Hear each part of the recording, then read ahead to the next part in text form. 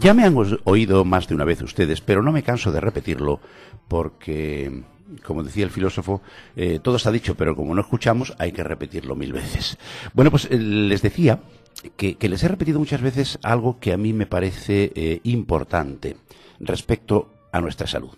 Porque cuando hablamos de salud, a veces la palabra tiene diferentes significados, depende con quién hablemos. Bueno, pues hay una forma muy sencilla de saber de qué hablamos, porque eso de darle contenido a las palabras es algo importante a la hora de entendernos, y es la definición que la Organización Mundial de la Salud hace de la palabra salud, y que, bueno, está sin modificar desde el año 48 del siglo pasado, que ya ha llovido un poquito.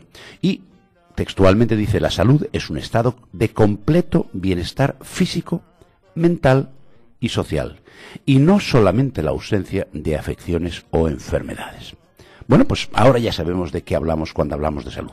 Porque saben ustedes que hay mucha gente que su función, su trabajo, su dedicación en la vida, para lo cual además hay una larga y prolija formación, es cuidar de la salud de los demás.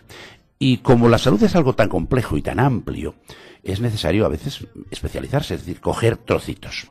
Bueno, pues la gente que es de Pontevedra de toda la vida saben que ahí existe una cosa que se llama el Grupo de Hospitales Miguel Domínguez, que a mí me gustaría saber cómo surgió y en qué se ha convertido. Para lo cual, pues hablamos con el doctor Rafael Domínguez, que nos lo va a contar. Don Rafael Domínguez, buenas tardes.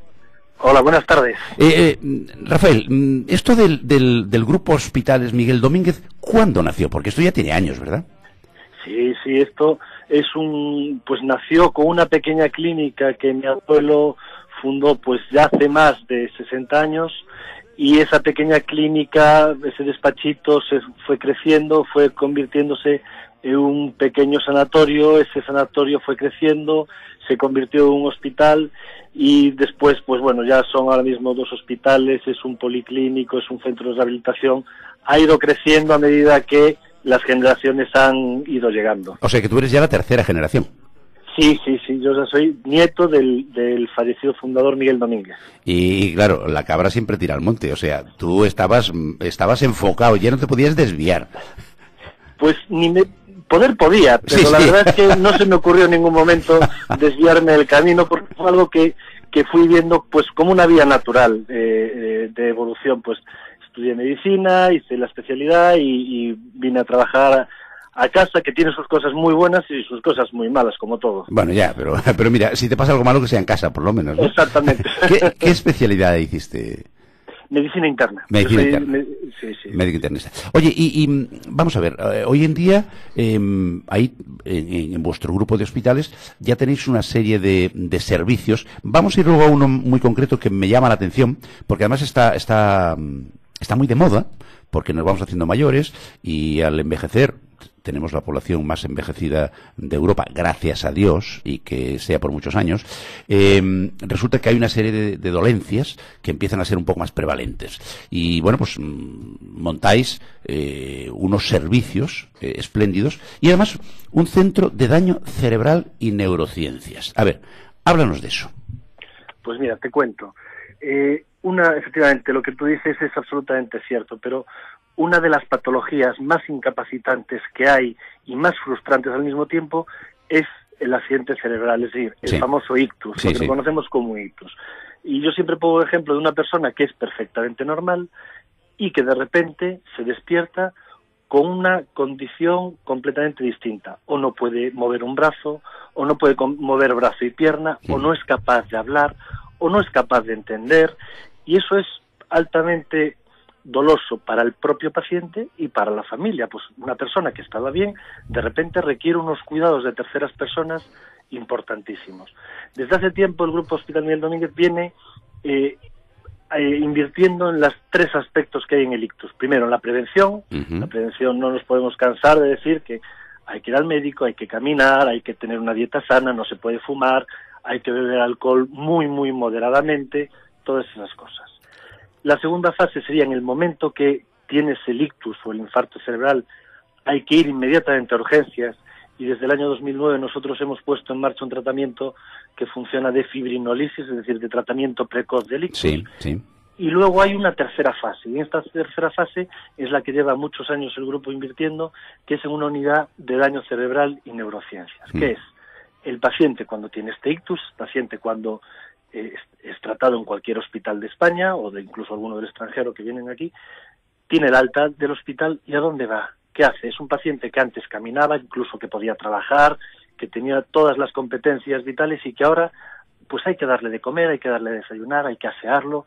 Es muy difícil esta situación. Y se sabe que un tratamiento multidisciplinar de varias especialidades, intensivo en las primeras semanas, puede mejorar muchísimo la calidad de vida de estos pacientes. Pues tiene que ser visto por el neurólogo, por el médico rehabilitador, por el psicólogo, por el neuropsicólogo, por el psiquiatra, por el logopeda. Entre todos, trabajando diariamente, intensivamente, los pacientes pueden mejorar mucho. Y eso es lo que nosotros estamos invirtiendo y estamos trabajando, y además con éxitos muy notables en muchos pacientes. Y la verdad es que estamos muy contentos con el resultado que estamos teniendo. Hay un aspecto que has mencionado que a mí me parece muy relevante, porque a menudo no se le da la importancia que realmente tiene y que condiciona todo el proceso, que es lo que comentabas de la prevención. Es decir, de educar a nuestra población mayor en hábitos que les permitan prevenir, si no evitar, eso que se decía hace muchos años cuando yo era niño, doy una volta. Bueno, hay diferentes causas por las cuales una persona puede sufrir un ictus, desde un traumatismo hasta una enfermedad cardiovascular generalizada, una embolia, hay 50.000. Pero ese tipo de eventos, en un porcentaje muy alto, se puede, evidentemente, prevenir o incluso evitar con esa labor de educación, que yo le llamo básica, de las personas. ¿Qué es lo que hacéis para eso? ¿Qué es lo que hacéis para eso? Que la gente lo sepa que existe, Rafael. La prevención, la prevención es el aspecto fundamental, porque lo ideal sería no tener que tratar a estos pacientes. Claro. Entonces, mire, un ejemplo tan sencillo como el caminar todos los días de forma continua, 50 minutos, y el tomar fruta y verdura de una forma muy importante, reduciría casi un 30% de los ictus que tenemos. Solo esos dos aspectos. Fíjense ustedes lo que estamos hablando. 1 de cada 3 se podrían evitar solamente con esas dos medidas. Ejercicio físico continuado y una dieta variada y equilibrada, podríamos reducir hasta un 30% de estos eventos. Solo con eso. Luego es fundamental el control de la tensión arterial, no fumar, el colesterol y el ir al médico para valorar que no puede haber una arritmia cardíaca o alguna otras cosas. Pero los hábitos de vida saludables influyen decisivamente en la población y en la salud de la población, y es muy habitual. Yo vivo en una ciudad preciosa que es Pontevedra, pues la gente poder ir a pasear, pero no pasear despacio, hacer un poquito de ejercicio físico, y eso mejoraría muchísimo la salud de la población y evitaría grandes problemas que vemos después, lamentablemente. El refranero popular siempre ha demostrado mucha sabiduría, y aquello de más, ¿cómo era? Menos plato y más zapato, ¿no?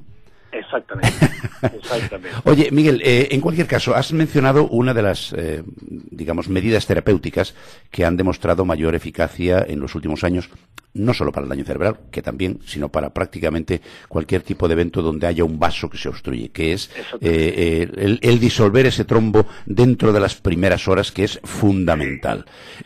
¿Cómo funciona esa unidad en vuestro hospital? Pues, mire, esto es un servicio que hemos implantado en 2009, que funciona 24 horas al día, 365 días al año, y que funciona muy bien. Vamos a ver, yo siempre pongo un ejemplo. El cerebro tiene que tener una continuidad de riego sanguíneo por la arteria. Si la arteria se obstruye, nosotros tenemos ahora hablan de 4 horas y media, dependiendo, pero bueno, vamos a poner que entre 3 y 4 horas y media para desobstruirla con un tratamiento. Entonces, es muy importante que en cuanto un familiar o un paciente note sintomatología compatible con un ictus, esto es, dificultad en el habla, dificultad para mover un brazo, parálisis facial, que vaya inmediatamente a un servicio de urgencias. Este servicio de urgencias se le tiene que hacer un tratamiento precoz, una vía verde, se le hace inmediatamente una prueba de imagen, una analítica específica, unas pruebas electrocardiográficas, y si cumple determinados criterios, lo que se le hace es, se le pone un tratamiento que lo que hace es disolver ese trombo. Y con este tratamiento se logra muchas veces o resolver el ictus, o en otras ocasiones disminuir muchísimo la gravedad del mismo. Entonces, es un tratamiento que se hace en la unidad de cuidados intensivos, pero que requiere, sobre todo, que el paciente acude inmediatamente al servicio de urgencias. Sí, está claro, el diagnóstico precoz y el tratamiento inmediato es lo que condiciona el resultado del evento. Sí, y porque a partir de las 4 horas y media pierde muchísima eficacia este tratamiento y ya no se pone. Claro. Que, por cierto, para aquellos de nuestros oyentes que no lo sepan, cuando ocurre esto, la falta de riego sanguíneo en una parte del cerebro, mucha gente se cree que es que le falta oxígeno. No, lo más importante en el caso de las células cerebrales es que le falta la glucosa, que no comen y se nos mueren. Y algo muy importante en relación con lo que está comentando Rafael es que el tiempo es un elemento tan importante que, dependiendo de cuánto tardemos en ser atendidos y, por tanto, de recuperar el riego en la parte del cerebro afectada, el número de neuronas que se pueden o no morir, pues varía mucho. Y puede desde no pasarte nada hasta tener realmente una secuela que luego hay que rehabilitar. Decías algo también muy importante, Rafael, y es que supongamos que hemos tenido la mala fortuna de sufrir un evento de estas características, por la razón que fuere, y que lo tratamos también adecuadamente, pero nos queda alguna secuela. Y aparece un elemento fundamental que probablemente hoy en día en nuestro entorno social aquí en Galicia no esté resuelto del todo, y que vosotros sí ponéis los medios para hacerlo, que es cómo rehabilitar a esas personas, cómo intentar que parte de lo que ha perdido lo recupere y pueda tener una calidad de vida más que aceptable en muchos casos. ¿Qué importancia tiene en vuestro centro las medidas de rehabilitación de cualquier tipo, tanto físicas como psíquicas? Sí, es fundamental. Mire, ahora mismo en los protocolos, en el ictus, si el paciente lo puede soportar, se inicia rehabilitación en las primeras 24-48 horas en el ictus, porque se sabe que hay unas células neurológicas, unas neuronas que todavía están en zona de penumbra. Iniciando la rehabilitación se puede recuperar tejido cerebral. Entonces, eso es fundamental. Una vez el paciente está estabilizado clínicamente, empieza con un tratamiento que es fundamental multidisciplinar, que es lo que hay que hacer, y es además un grado de evidencia 1A a nivel mundial. Rehabilitación específica por un neurorehabilitador, rehabilitación neuropsicológica con un neuropsicólogo, el neurólogo tiene que estar implicado en el proceso. Si hay dificultad en el habla, porque dependiendo del hemisferio que tenga, tiene que haber un logopeda, tiene que haber un psiquiatra, porque estos pacientes se dan muchas veces cuenta de que tienen un déficit de la tara que van a hacer para su familia y se deprimen. Tiene que estar implicado también un asistente social, porque el asistente social muchas veces da ayudas y soportes a la familia o orienta en dónde puede pedir ayudas, dónde puede conseguir una silla de ruedas, dónde puede tener una cama articulada. Y es un trabajo continuo que tiene que ser constante, que tiene que ser diario, lo más precoz posible, y que en muchísimas ocasiones genera un beneficio muy importante. Muchas veces pequeños beneficios en estos pacientes son avances grandísimos. Por ejemplo, imagínate que una persona es capaz de comer y de asearse sola. Solo ganando eso, gana muchísima autonomía para él y para su familia. Entonces, hay que insistir en la rehabilitación, en la neurorehabilitación, lo más precoz posible, específica, especializada para cada paciente, personalizada. Es distinto un paciente joven que tenga un traumatismo craneoencefálico con 30 años que un paciente con 75 que haya tenido un ictus. Se tiene que tratar a los dos, pero el tratamiento es distinto, y para eso hay que ir siempre a manos de un especialista, y cuanto antes mejor.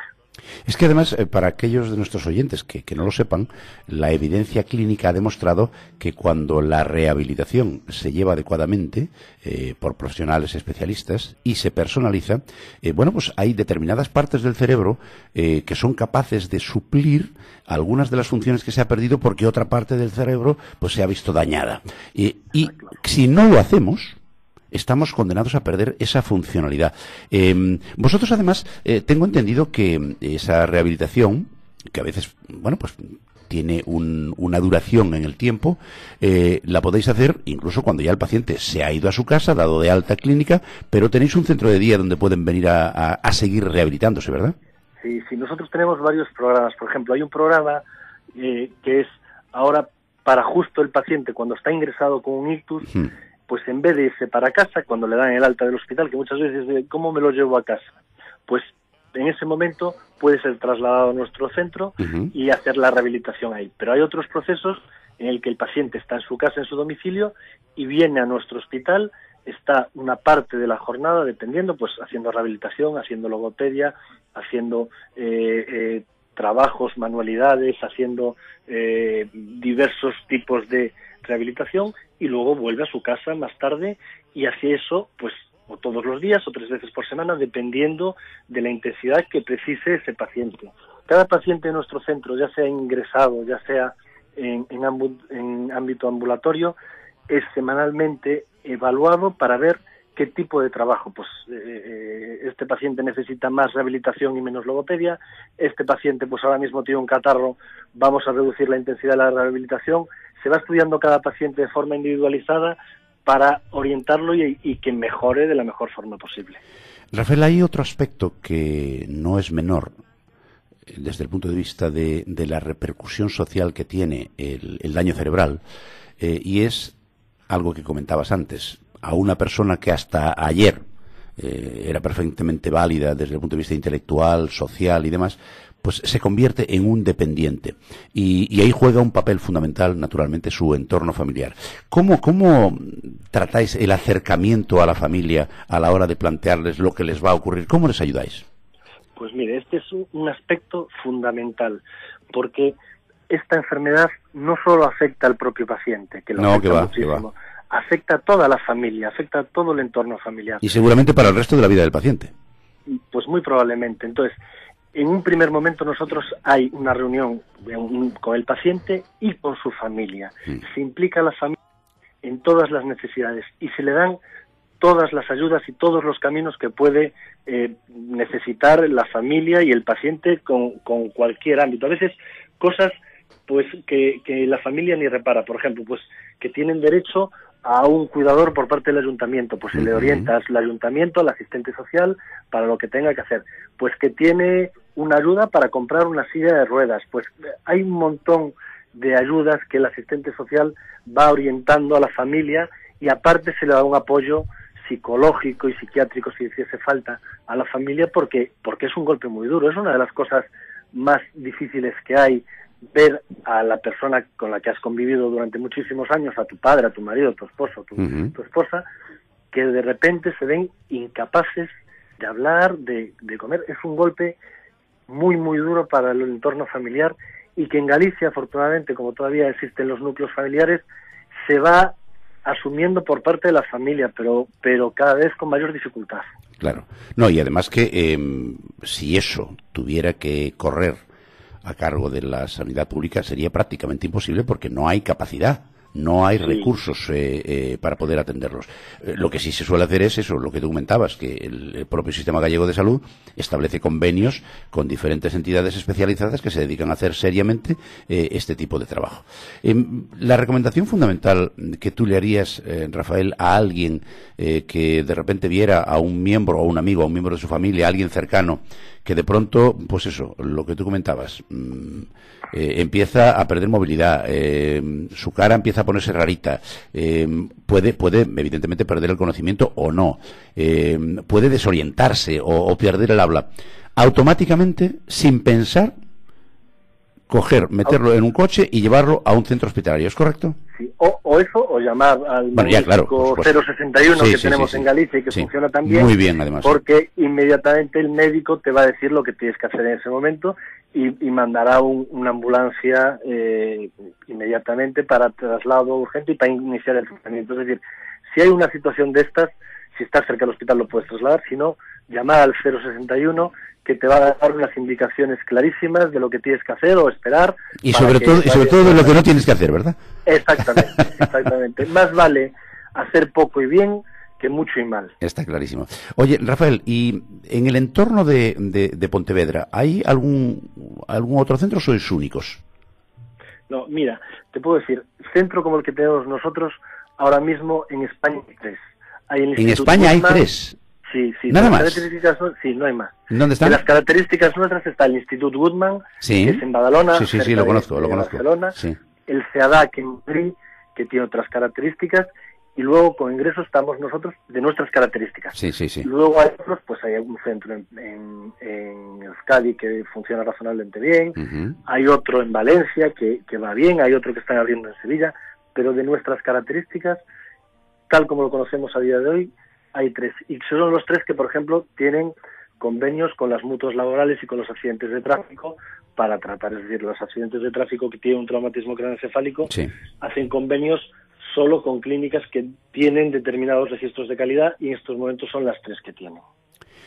Pues casi nada, es decir, que de alguna manera sois centro de referencia para esta patología concreta para toda Galicia, claro. Bueno, y para más allá, pero bueno, por lo menos en Galicia. Sí, nosotros recibimos pacientes de muchas partes de España y hay algunos del extranjero.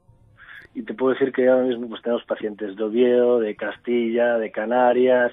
Nos piden, muchas veces nos mandan informes para que estudiemos de varios sitios de España para que hagamos una valoración, y nosotros hacemos la valoración, pues mire, este paciente se puede beneficiar. Nunca prometemos nada porque en medicina hay que ser muy cautos. Sí. Se podría beneficiar de este tratamiento, o este paciente tal como está es mejor que haga una rehabilitación donde está, porque no esperamos que se beneficie de nuestro tratamiento. Entonces, lo que sí intentamos siempre es ser muy serios y decir claramente la verdad a los pacientes. No prometemos un paciente que llega con una hemiplegia y que no habla, va a salir de aquí andando y va a salir de aquí hablando, porque es improbable, pero prometemos que el trabajo que está demostrado que puede ayudarlo, lo vamos a realizar de forma intensiva y con garantías. Oye, físicamente, ¿dónde estáis? ¿Dónde estáis en Pontevedra? En Pontevedra está en el Ayuntamiento de Pollo, justo después del puente, en la Clínica La Merced, es donde está la unidad de daño cerebral. Ajá. Y el Hospital Miguel Domínguez está en el centro de Pontevedra. Está en el centro de Pontevedra, sí, el de toda la vida. Pero el daño cerebral está en Pollo, ¿no? Sí. En Pollo está casi pasado el puente. Ya. Oye, el Hospital Domínguez, el centro de Pontevedra, da la atención que ha dado tradicionalmente toda la vida, ¿no? Sí, y cada vez da más. Es decir, al ir creciendo y al ser ahora mismo el único centro privado de la ciudad, sí, ha ido resolviendo todas las necesidades que los pontevedreses han ido necesitando y que nosotros hemos podido darles. Es decir, el centro ha crecido en la cartera de servicios de una forma increíble, desde cirugía torácica, neurocirugía, neumología. En los últimos años ha crecido... Cardiología muy buena. Sí, hemos progresado mucho. Y Dios quiere que podáis seguir, porque vamos a necesitar muchos más recursos. A veces no somos muy conscientes, como sociedad me refiero, a que pues todas las monedas tienen dos caras. La cara positiva de que seamos una población envejecida, es decir, que vivamos mucho más tiempo, tiene, como todas las hojas, el envés. Y en el envés está que, con el paso de los años, hay determinado tipo de patologías que son más frecuentes, simplemente por el hecho de envejecer, y además que eso requiere de recursos, tanto técnicos como económicos como humanos, para ser tratado adecuadamente. Y la verdad es que yo admiro a la gente como vosotros, que en un entorno de sanitario público, pues hacéis la inversión tanto en tiempo como en dinero, como en trabajo, como en personas, para complementar, cuando no sustituir, al Servicio Gallego de Salud, con quien colaboráis. Yo nunca he visto nada de negativo en ese aspecto. Bueno, pues hay alguien todavía, o algunos, que siguen empeñados en que la medicina privada había que acabar con ella y dedicarnos solo a la pública. Y no se dan cuenta que ahora mismo, en Galicia, hasta donde yo sé, y corrígeme, Rafael, si estoy equivocado, pero creo que no me equivoco mucho, entre un 20 y un 25% de los recursos sanitarios de nuestro país están en manos de la sanidad privada, gracias a Dios. Sí, bueno, vamos a ver, el Servicio Galego de Salud funciona muy bien. Yo que he trabajado en el extranjero, te puedo decir que podemos sentirnos orgullosos de todos los profesionales que tenemos aquí en el centro de Montecelo, pues en Santiago, en Coruña. Trabajan muy bien, muchas veces muy por encima de lo que sería razonable, es decir, trabajan muchísimas horas, sin duda, y están muy preparados. Yo tengo muchísimos amigos en el Servicio Gallego de Salud, muchísimos médicos que estudiaron conmigo, pues uno está en el servicio público, otro está en el servicio privado, y que muchas veces compartimos pacientes y lo hacemos de una forma con absoluta normalidad. Es decir, esa discusión de medicina pública y privada, bueno, pues algunos grupos pueden mantenerla, pero yo creo que está totalmente sobrepasada, porque hay un espíritu de colaboración absoluto, que es el que debe primar, que lo fundamental es el paciente y que el paciente esté lo mejor posible y lo mejor tratado, ¿no? Yo creo que es algo que hace 15 años pueda estar en el debate público, pero que ahora mismo no lo veo ni normal ni lógico. Yo sostengo que en el tema de la sanidad, como en otras muchas cosas, no existe sanidad pública o sanidad privada, existe sanidad buena o mala. Y nosotros, afortunadamente, y que nos dure muchos años y que nos la podamos pagar, que esa es otra cosa, tenemos una sanidad muy buena, de un nivel altísimo. Somos referencia para muchas comunidades autónomas y para muchos países europeos que están mirándose en la sanidad gallega porque van a sufrir dentro de pocos años en la misma situación demográfica que tenemos aquí en Galicia, con el agravante en nuestro caso de la dispersión geográfica y bueno, pues ahí eso tiene la particularidad de que hay dinerito que nos mandan desde Europa para que pongamos en marcha, bueno, pues unidades como la tuya, por ejemplo, para que esto sea más generalizado y que podamos tratar adecuadamente todo lo que se nos viene encima por el hecho de que nos vamos haciendo mayores y como dice na aldea, que sea por moitos anos. Que sea por moitos anos, sí, señor. Pues don Rafael Domínguez, doctor Rafael Domínguez, director del Centro de Daño Cerebral y Neurociencia del Grupo Hospital Miguel Domínguez. Ha sido un placer. Enhorabuena por la iniciativa y bueno, la mejor de las suertes, porque a lo mejor algún día, Dios no lo quiera, tenemos que recurrir a tus servicios. Esperemos que no. Esperemos que no. Malo será, como decía otro, ¿no? Rafael, muchísimas gracias a vosotros y un abrazo muy grande y mucha suerte. Un abrazo. Y se nos acaba el tiempo. Nos queda el justo para darle las gracias a Couto por llevar la máquina a la estación. No es la del AVE, pero bueno, tenemos la estación que tenemos y tenemos la máquina que tenemos. Y a ustedes agradecerles la audiencia y sobre todo, y más importante, la lealtad. Porque anda que no aguantan ustedes todos los días ahí a la misma hora las cosas que a mí se me ocurre contarles. Bueno, que no se las cuento yo, se las cuenta gente que sabe mucho más que yo de todo lo que le preguntamos y que entendemos que les puede resultar de interés. Así que, si lo tienen a bien, mañana volveremos a estar aquí a la misma hora en Es Radio Galicia y hasta entonces, mi mejor deseo, salud y suerte.